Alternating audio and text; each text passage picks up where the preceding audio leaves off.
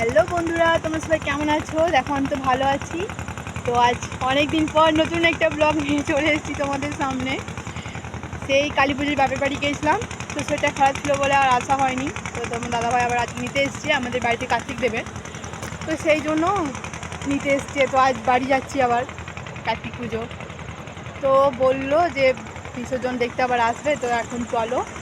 বাড়িতে কার্তিক দেবে যেহেতু, যেতে তো হবেই, যেহেতু প্রথম বছরের কার্তিক যাই সবাইকেই বাড়তে বলছে। তো ওইখানটা তুললাম কারণ এই জায়গাটা খুব সুন্দর লাগছে, দেখো। তা ভাবলাম তোমাদেরকেও একটু দেখাই। খুব সুন্দর লাগছে বিকালবেলাটা। প্রথমত আসতে চাইনি, বলছিলাম যাব না, মন খারাপ লাগছে। ওই দেখো তোমার দাদাভাই গাড়ি দাঁড় করাচ্ছে, কারণ নৌকো ছেড়ে দিয়েছে, আমাদের দেরি হয়ে গেছিলো বলে, তাই একটু দাঁড়াই। তাই ভাবলাম তোমাদের সাথে শেয়ার করে দিই একটু। তো ভালো লাগলে বলবে, আর দেখা হচ্ছে এবার পরের কোনো ভিডিওতে। তো লাইক শেয়ার কমেন্ট করে দিও।